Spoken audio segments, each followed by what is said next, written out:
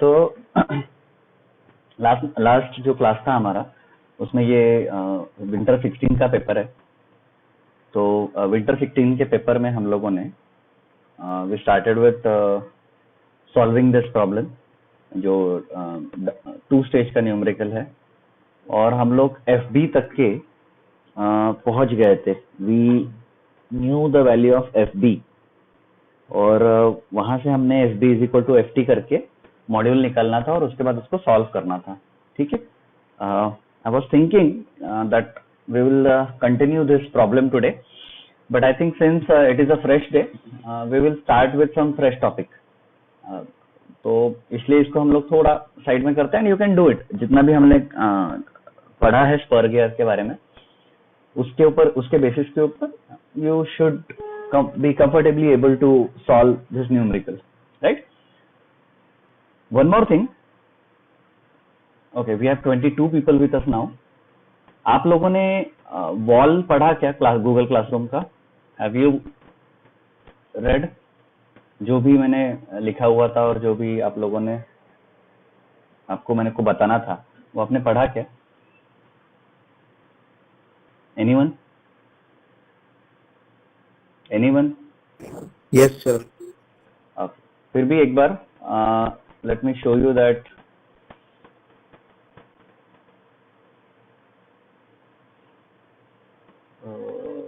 where it is, entire screen allow. Okay, can you see the classroom classroom wall now? Yes sir. Okay, so ये तो कल लिखा था हमने, ये तो ठीक है, अभी कल पढ़ा होगा तो इसका कुछ मीनिंग नहीं है अभी फिलहाल। But I would want all of you to watch this particular video. I also suggest you to go through following video on formative number of teeth. ये जो मैंने वीडियो 13 मिनट का डाला हुआ है, थोड़ा सा इट इज हार्ड टू, वो जो प्रेजेंटेशन है वो उतना खास नहीं लग रहा है, बिकॉज वो कैमरा लगा के कॉपी पे वो लिख रहा है। But even if you just listen to this guy, you will get an idea about what is formative number of teeth on helical gears, right? Okay, other than that you will have this assignment based on spur gear design. So I have distributed it. एक second.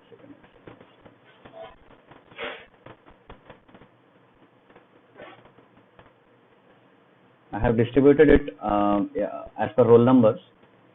तो roll number 1 to 5 winter 15 में जो spur gear का problem है, you will be solving those. 6 to 10 summer 16 के paper का spur gear का problem, 11 से 15 विंटर 16 का, 16 से 20 विंटर समर 17 का, 21 से 25 विंटर 17 का. You have to write solutions to these numericals on a piece of paper or in a copy, preferably in your classwork copy. And वही वो PDF बना के इस ईमेल आईडी पे आपको भेजना है, स्पर गियर.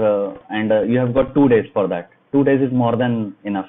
आपको आधा घंटा भी नहीं लगता है न्यूमेरिकल सॉल्व करने को, अगर बैठते हो ईमानदारी से. तो आपके सामने सॉल्व न्यूमेरिकल से उसको देख के या फिर उसको पहले समझ के फिर अपने मन से ये न्यूमेरिकल आपको अटेम्प्ट करने हैं. ठीक है, गलत सही का ज्यादा मत सोचो, जस्ट अटेम्प्ट ईमानदारी से. मैं जब बोल रहा हूँ कि गलत सही का नहीं देखना है, इसका मतलब ये नहीं कि कुछ भी छुड़ा के भेज दिया. That is not something that you should be doing.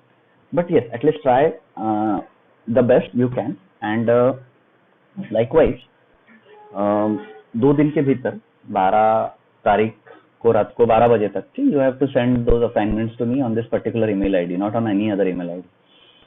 Right, तो ये एक चीज अपने को थोड़ा सा ध्यान में रखना है. With that let us start with design of helical gears. So just for the sake of confirming, can you see 2 PDF side by side? Yes sir. Okay. Nikhil यार, आवाज बहुत ही लो है तुम्हारा. anything happened or everything is fine? Hello? Sir PDF में दिख रहा है sir. अभी दिखेगा. मैं शेयर ही नहीं किया तो कैसे दिखेगा? अभी दिखेगा. अभी दिख रहा है. अब जब पूछ रहा हूँ तब कोई बता नहीं रहा है. PDF दिख रहा है अभी? Yes sir. Okay, thank you Nikhil. हाँ, चलो बढ़िया. तो हेलिकल गियर, जैसे स्पर गियर हमने पढ़े थे उसी तरह से हेलिकल गियर भी हम लोग पढ़ेंगे। सबसे पहले हेलिकल गियर और स्पर गियर के बीच के डिफरेंसेस हम लोग देख लेते हैं। एक ये तो पढ़ चुके हैं हम लोग जब इंट्रोडक्शन टू गियर लिया था, बट जस्ट फॉर द सेक की व्हाई हेलिकल गियर्स, ये टॉपिक हम चालू कर रहे हैं, तो अभी फिलहाल वी शुड नो कि क्यों हेलिकल गियर्स क्यों पढ़ना है।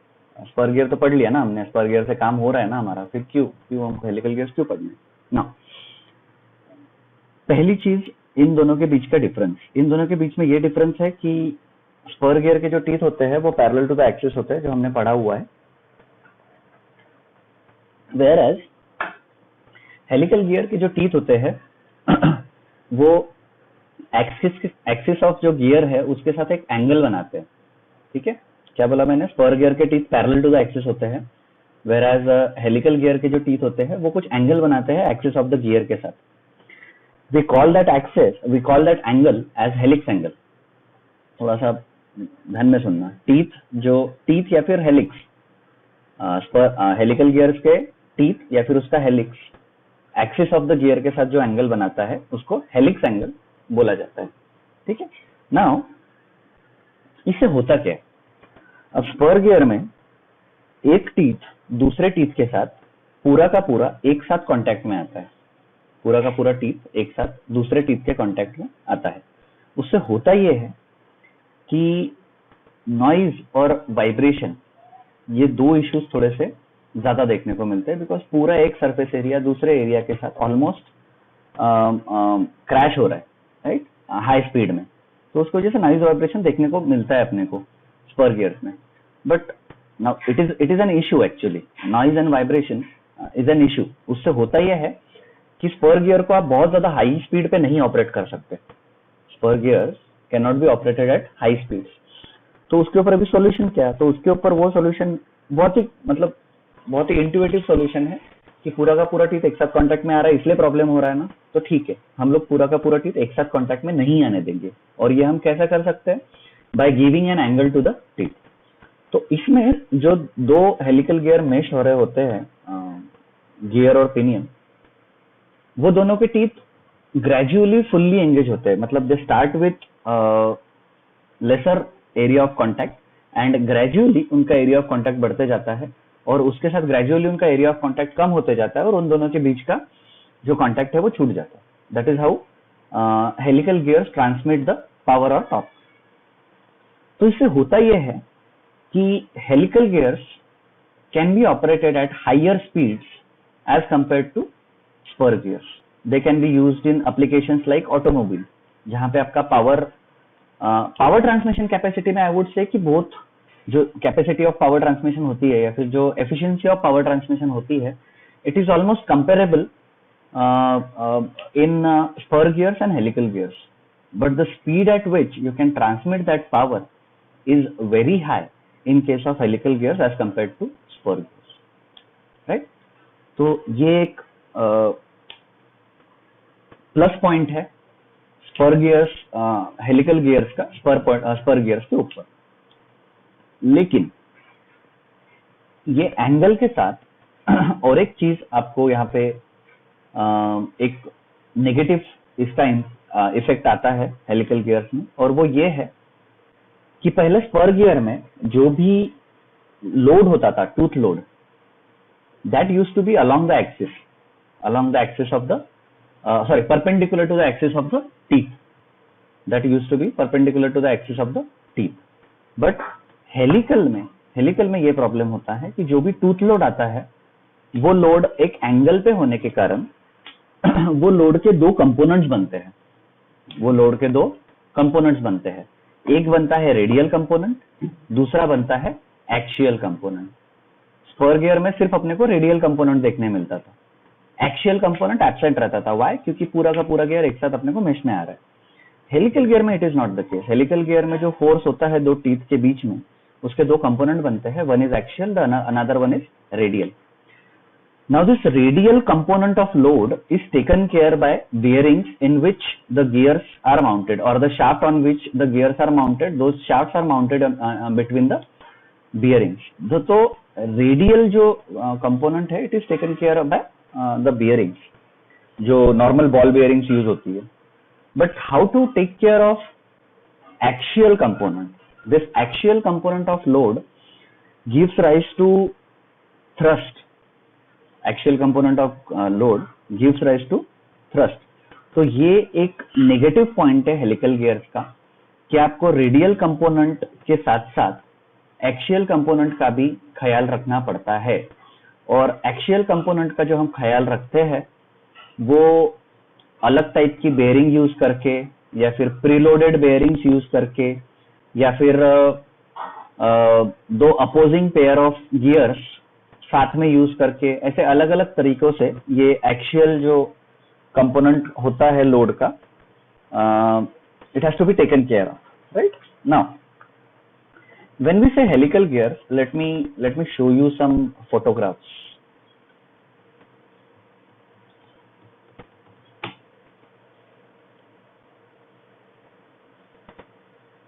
Okay. Can you all see my screen? Can you see? Okay. Okay. We wanted this photograph.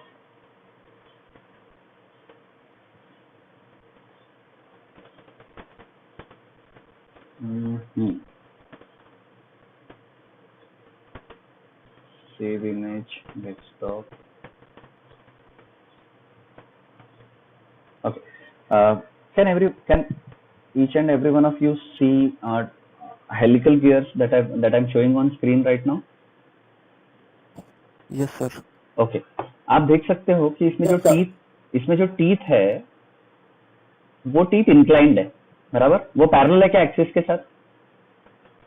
Are they parallel to the axis? ये जो एक्सिस है इसका, वो एक्सिस के साथ वो पैरेलल है क्या? नहीं है, राइट. वो इंक्लाइंड है. अब ये टीथ और ये एक्सिस के बीच का जो एंगल होता है, ये टीथ या फिर ये हेलिक्स और एक्सिस के बीच का जो एंगल होता है उसको बोला जाता है हेलिक्स एंगल, राइट. बट आप देख सकते हो एक जो हेलिक्स है वो राइट से लेफ्ट की तरफ झुक रहा है, एक जो हेलिक्स है वो राइट से लेफ्ट की तरफ झुक रहा है, और दूसरा जो आपके लेफ्ट हैंड साइड पे जो हेलिकल गियर है उसमें जो टीथ है वो लेफ्ट से राइट की तरफ झुक रहा है, बराबर. और इस तरह से दो टाइप के हेलिकल गियर्स हमको देखने को मिलते हैं. वो है एक left hand type of helical gear और दूसरा है राइट हैंड हेलिकल गियर, ठीक है. उसको हम लोगों को साइड से देखना पड़ता है. If teeth are inclined towards left, if teeth are inclined towards left, it is left hand helical gear. If teeth are inclined towards right, it is called as right hand helical gear. Now ये teeth के ऊपर जो भी आपका एक load लग रहा है, वो लोड जैसे कि मैंने बताया था एक radial component into the gear and along the axis, ऐसे दो कंपोनेंट बनते हैं. तो वो कंपोनेंट को नलीफाई करने के लिए क्या हम लोग ये तो समझ ही सकते हैं कि इसका जो एक्सियल कंपोनेंट रहेगा वो अगर राइट तरफ है तो जो लेफ्ट हैंड साइड में आपके जो राइट हैंड हेलिकल गियर है उसका जो एक्सियल कंपोनेंट रहेगा वो लेफ्ट तरफ रहेगा. I mean whatever you take, we do not know, as of now we do not know कि लेफ्ट हैंड हेलिकल गियर का एक्सियल कंपोनेंट कौन सी तरफ जाता है. Let us not get into that. कोई भी एक एज्यूम कर लेते हैं हम लोग कि इसका एक्सियल कंपोनेंट लेफ्ट तरफ जा रहा है. लेट अस से लेफ्ट हैंड का एक्सियल कंपोनेंट लेफ्ट तरफ जा रहा है, तो राइट हैंड का एक्सियल कंपोनेंट किधर जाएगा? राइट हैंड तरफ जाएगा. तो अगर मुझे लेफ्ट हैंड का जो एक्सियल कंपोनेंट है उसको नलीफाई करना है तो मैं ये लेफ्ट हैंड हेलिकल गियर के साथ साथ सेम शाफ्ट के ऊपर राइट हैंड हेलिकल गियर भी माउंट कर देता हूं. उससे होता यह है कि इन दोनों का जो एक्सियल कंपोनेंट होता है, लेफ्ट का लेफ्ट तरफ जा रहा है, राइट का राइट तरफ जा रहा है, दोनों का मैग्नीट्यूड सेम होने के कारण दोनों एक में को कैंसल आउट कर देते हैं. भूलने की बात ये कि this is a common problem that we face when we are using helical gears. तो this is something that has to be actively taken care of. This is something that has to be actively taken care of, the axial component of load. तो मैंने आपको एक फायदा बताया इसका, मतलब advantage of helical gear over spur gear, ये हमने एक डिस्कस किया. We also discussed disadvantage of helical gear over spur, right. Now coming to the design process of helical gears, I would say कि मैंने जब भी तो भी 90% सेम बोला था. I would say it is 95%. Only 2 stages are a bit different. जो steps इसमें फॉलो करनी पड़ती है. इसमें भी पार्ट भी होता है, जैसे कि आप देख सकते हो न्यूमेरिकल में. यहाँ पे they are expecting design of gear blank. Design of gear blank is expected, right. तो यहाँ पे भी आपको गियर ब्लैंक डिजाइन करना है. सिमिलरली यहाँ पे भी आपका पार्ट भी होता है, बट स्टेप्स माइनर चेंजेस के साथ मोटा मोटा स्पर गियर जैसे ही है. तो with that let us start with our first numerical on design of helical gears. एक चीज हम ध्यान देंगे, हेलिकल गियर का एक ही न्यूमेरिकल हम करने वाले हैं, just for the sake of noting the differences within design of spur gear and design of helical gears. उन डिफरेंसेस को स्टडी करने के लिए सिर्फ हम लोग न्यूमेरिकल लेंगे. बाकी जो इसमें टाइप्स आते हैं वो टाइप्स स्पर गियर जैसे ही होते हैं. Those are exactly same as that of spur gear. जो टाइप्स आते हैं, जैसे स्टेजिंग वाला प्रॉब्लम हो गया, या फिर डिजाइन बराबर है कि नहीं है उसका चेकिंग हो गया, वो सारा स्पर गियर जैसा ही है. यहाँ पे भी हम लोग FD/FT निकालते हैं, FD/FW निकालते हैं, FD/FE निकालते हैं. यहाँ पे भी हम लोग गियर ब्लैंक डिजाइन करते हैं वगैरह वगैरह, right. Let me see how many people are actually online. Only 30, usual number. Okay, no worry. So let us start with the problem. The numerical statement is design a helical gear to transmit a smooth load of 30 kilowatt. यहाँ पे smooth load बोला हुआ है, continuous नहीं. Smooth continuous ऐसा नहीं बोला है, सिर्फ स्मूथ लोड बोला हमने. तो हम लोग ये चीज लिख लेते हैं कि डिजाइन हेलिकल गियर करना है. क्या ट्रांसमिट करने के लिए? Smooth load of 30 kilowatt. जैसे कि हमने डिस्कस किए थे, जो पावर दिया रहता है न्यूमेरिकल में, it is rated power. So PR, rated power PR is 30 kilowatt, right, at 1440 RPM. ये जो 1440 RPM दिखता है आपको, इट इज पिनियन RPM. जो छोटा गियर जो फास्ट घूमता है उसका जो RPM होता है, it is 1440 RPM. The drive should be compact, ठीक है. The driven RPM required is 480 RPM. मतलब 1440 इज ड्राइविंग RPM 30 किलोवाट का, और ड्रिवन RPM इज 480 RPM. तो क्या ड्राइविंग और ड्रिवन अपने पास RPM होने के कारण हम लोग वेलोसिटी रेशियो फाइंड आउट कर सकते हैं? बिल्कुल. इफ आई से what is the velocity ratio, तो 144, एक मिनट, 1 क्या हो रहा है, 1440 divided by 480, we will get 3 as velocity ratio. 1440 पे RPM पिनियन घूम रहा है, 480 पे गियर घूम रहा है. Also suggest the heat treatment required. आपको थोड़ा सा स्पर गियर के पहले प्रॉब्लम की याद आ रही होगी यहाँ पे, कि वहां पे भी हमने हीट ट्रीटमेंट पूछा गया था. heat treatment required to the gear and pinion. Determine module and face width of the gear. Assume suitable data. Design of gear blank is expected. सारे न्यूमेरिकल अपने इसी तरह से आते हैं. RPM दिया रहेगा, रेटेड पावर दिया रहेगा, आपको डिजाइन करने बोलेंगे गियर, ठीक है. तो वही स्टेप्स मोटा मोटा यूज होती है. सबसे पहले हम लोग टूथ प्रोफाइल दी नहीं है, तो टूथ प्रोफाइल को एज्यूम किया जाता है. टूथ प्रोफाइल को हमने 20 degree full depth involute assume कर लिया. जैसे कि मैंने बताया था, अगर नहीं दिया हुआ है हमको, तो हम लोग एज्यूम करते हैं 20 डिग्री फुल डेप्थ. उसके बाद यहाँ पे एक दूसरा एजम्पशन है हेलिक्स गियर, हेलिक्स एंगल. ये एक अपना दूसरा एजम्पशन है. ये एजम्पशन स्पर गियर में नहीं था, तो थोड़ा सा हम लोग इसको हाईलाइट करने की कोशिश करता हूँ. Helix angle is something that is new in this helical gear design process. अब ये हेलिक्स एंगल कहाँ से हम लोग सिलेक्ट करेंगे? It is an obvious question, यहाँ पे लिखा हुआ नहीं है. तो let me show you the design data book. For design practices of helical gears you will be referring to this table number 16-11. Spur gear के लिए हमने 16-1 यूज किया था. Let me show you that table 2. Spur gear के लिए we had used 16-1. देख सकते हैं आप design formula for spur gears. For helical gears, we will be using 16-11. Is my data book visible to you all? Hello? Yes, sir. Okay, thank you. सो हाँ, तो हम लोग यहाँ पे ढूंढेंगे कि हेलिक्स एंगल कहाँ से सिलेक्ट करना है। हमने 20 डिग्री फुल डेप्थ सिलेक्ट करने के लिए हमको कुछ लगता नहीं है, अपने को पता है अगर डिजाइन न्यूमेरिकल में नहीं दिया हुआ है अगर टूथ प्रोफाइल, तो हम लोग direct 20 degree full depth involute करके उसको बोल देते हैं, in case of spur gears और in case of helical gears also. अब यहाँ पे हम लोग देखते हैं कि हेलिक्स एंगल कैसे सेलेक्ट करना है। तो पहला क्या है, नॉर्मल मॉड्यूल नहीं, नॉर्मल प्रेशर एंगल नहीं, फॉर्मेटिव नंबर ऑफ टीथ नहीं, डिजाइन पावर नहीं, टेंजेंशियल लोड नहीं, एक्सियल लोड नहीं, बीम स्ट्रेंथ नहीं, dynamic load based on Buckingham equation नहीं, लिमिटिंग वेयर स्ट्रेंथ नहीं, एंड्योरेंस स्ट्रेंथ नहीं। प्रैक्टिस में हमको को दिखता है Sai. Now this Sai denotes helix angle and it has to be taken in between 15 degree to 45 degree. Am I clear? Now do you know helix angle कहाँ से लेना है? Helix angle is psi.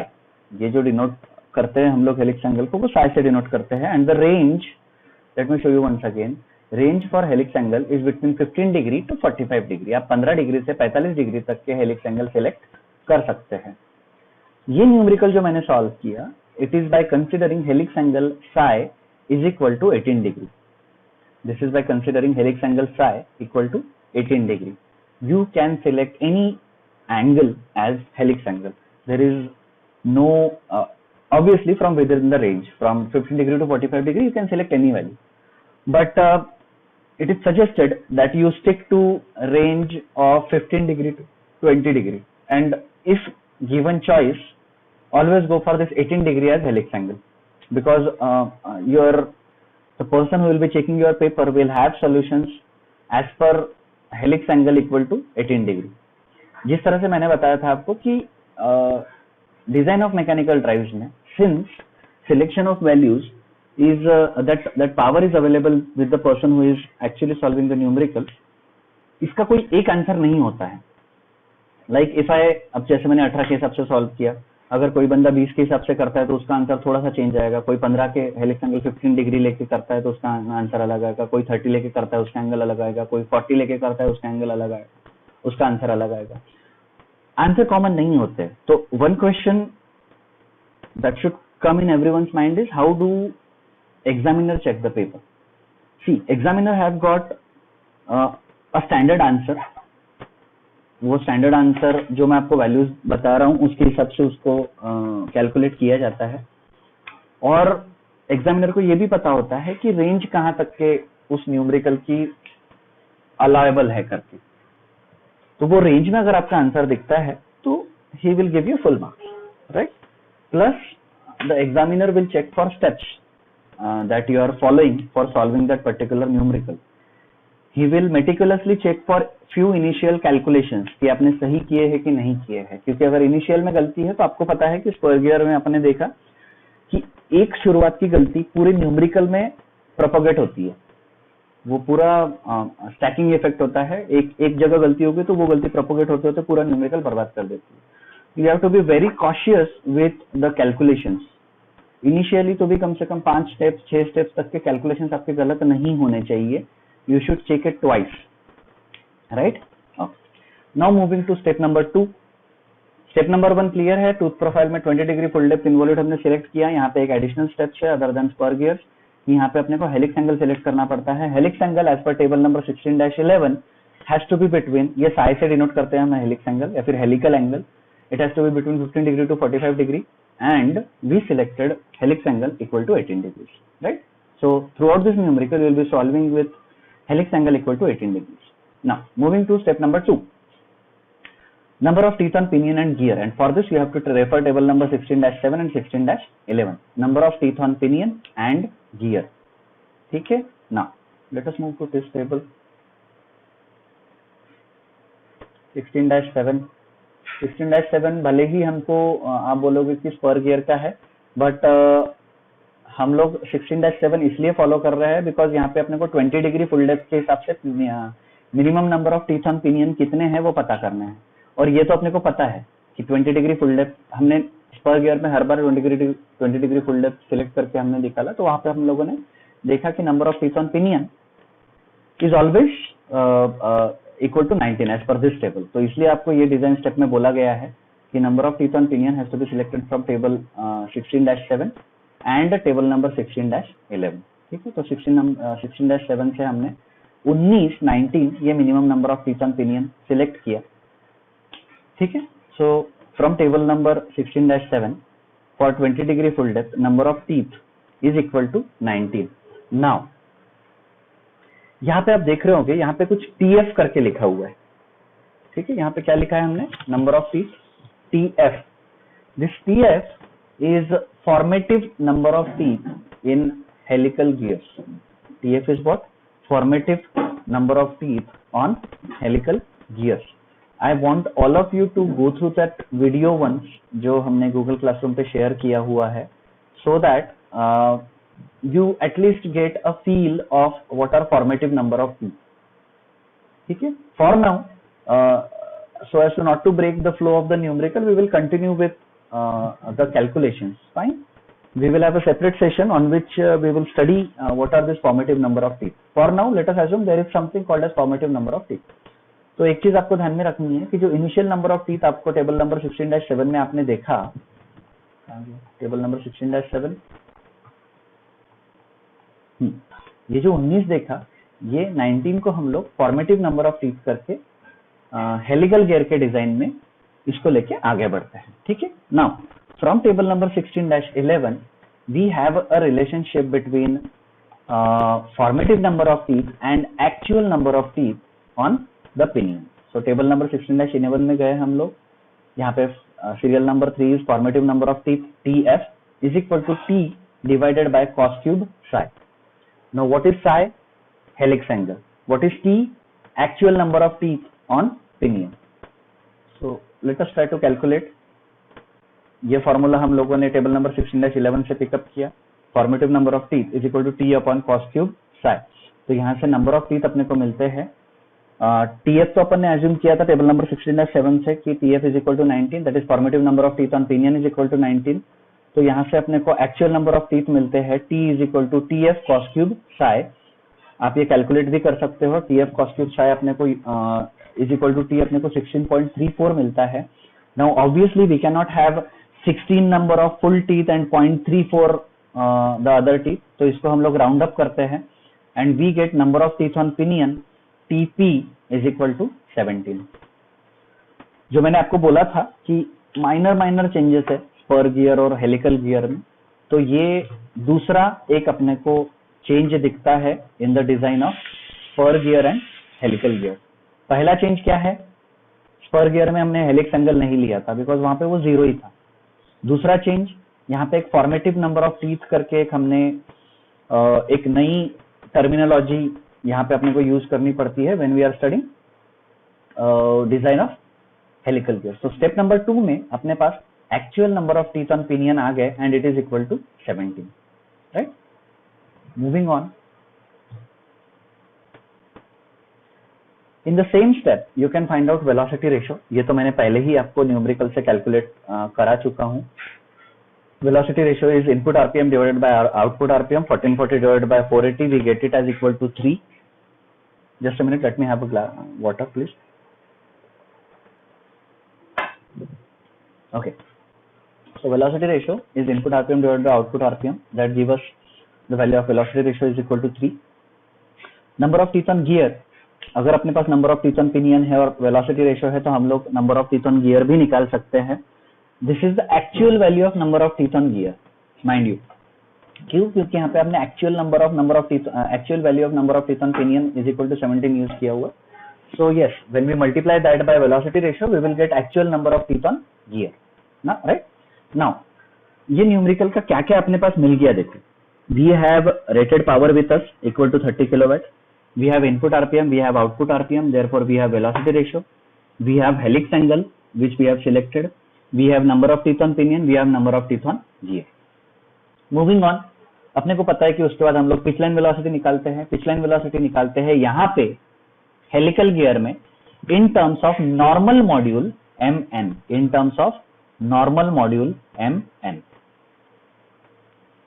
keep that in mind। now spur gear में हम लोगों का पाला एक ही मॉड्यूल से पढ़ा था जिसको अपन ने मॉड्यूल बोला था, denoted by m।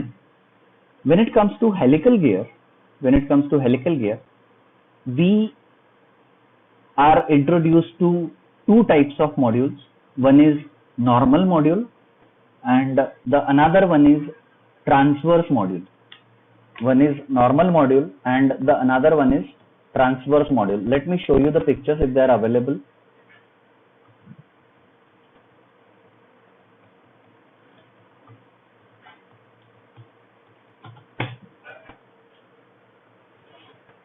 Okay, here it is. I guess सबसे अच्छा पिक्चर कौन सा हो सकता है जो आपको दिखा सकता हूँ? I think this one. Okay, so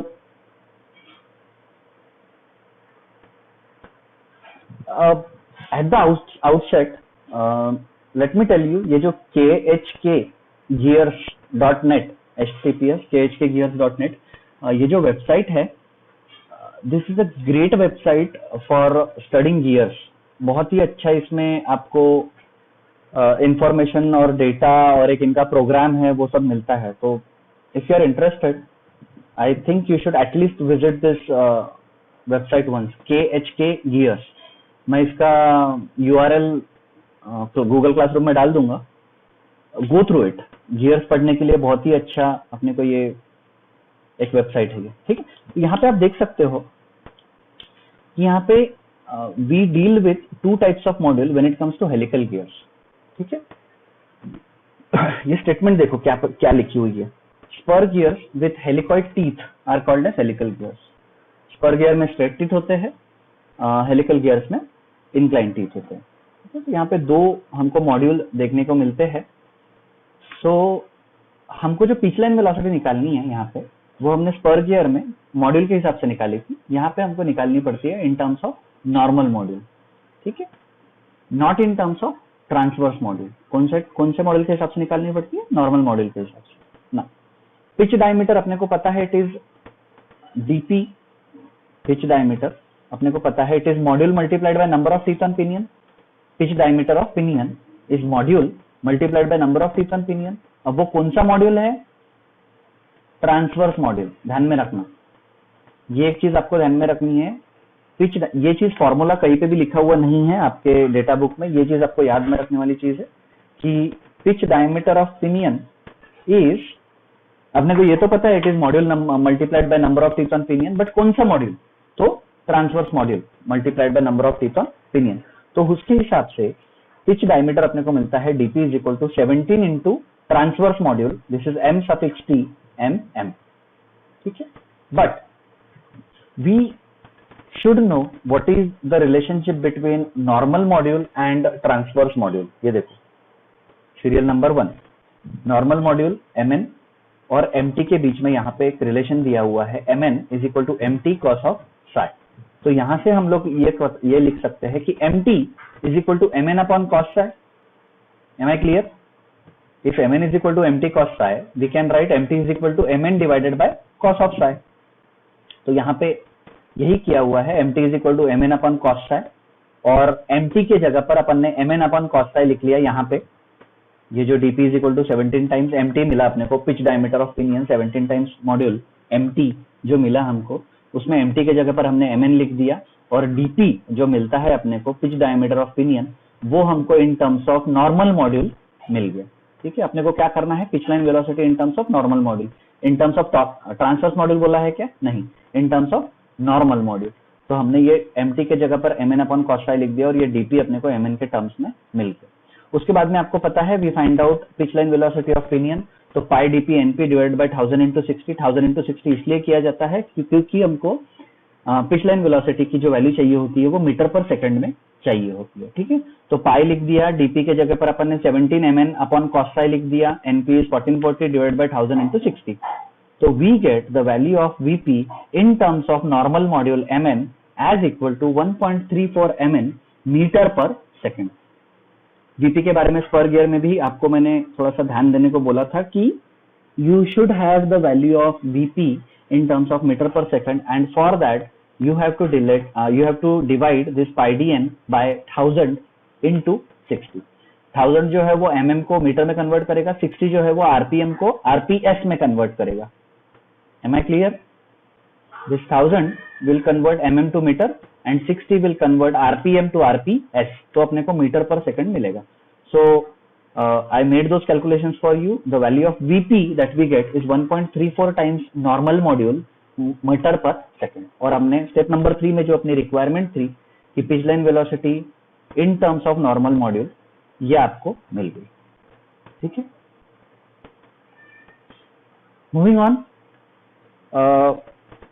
5 minute में हम लोग ये डिजाइन स्टेप नंबर 4 कर लेते हैं. Then at 10:15 we will take a break for 15 minutes and we will then again start at 10:30, right? So step number 4, design power PD and tangential load FT in terms of MN. तो यहाँ पे क्या करना है अपने को step number 4 में, you have to find out design power PD and tangential load FT in terms of MN.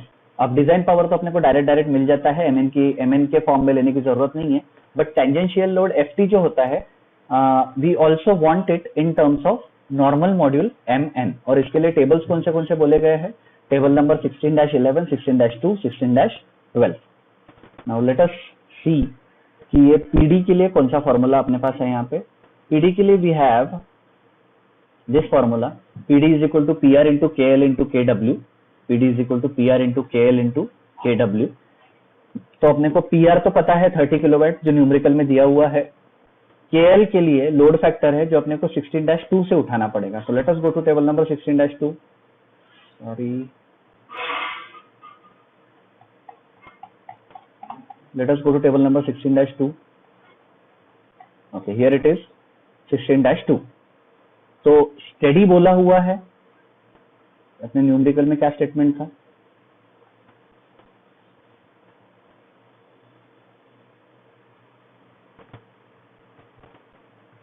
Smooth load of, smooth मतलब स्टेडी लोड, स्मूथ लोड मतलब स्टेडी लोड. तो टेबल नंबर 16-2 पे अगर मैं ढूंढना चाहता हूं तो टाइप ऑफ लोड में स्टेडी लोड आएगा.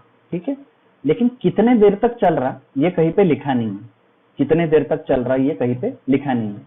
तो आप न्यूमेरिकल में ये बोल के सॉल्व कर सकते हो कि वो 3 घंटा ही चल रहा है, या फिर 8 से 10 घंटा चल रहा है, या फिर कंटिन्यूअस चल रहा है. तो हम लोगों ने ये जो सॉल्व किया, तो गियर है, usually gears round the clock चलते हैं, जो मशीनें बड़ी मशीनरी में होते हैं वो. तो हम लोगों ने टाइप ऑफ सर्विस एज्यूम की कंटिन्यूअस करके. टाइप ऑफ सर्विस क्या किया हमने? एज्यूम किया कि कंटिन्यूअस टाइप की सर्विस है करके. तो स्टेडी और कंटिन्यूअस के हिसाब से मुझे जो लोड फैक्टर है KL, उसका वैल्यू मिलता है 1.25. तो ये वैल्यू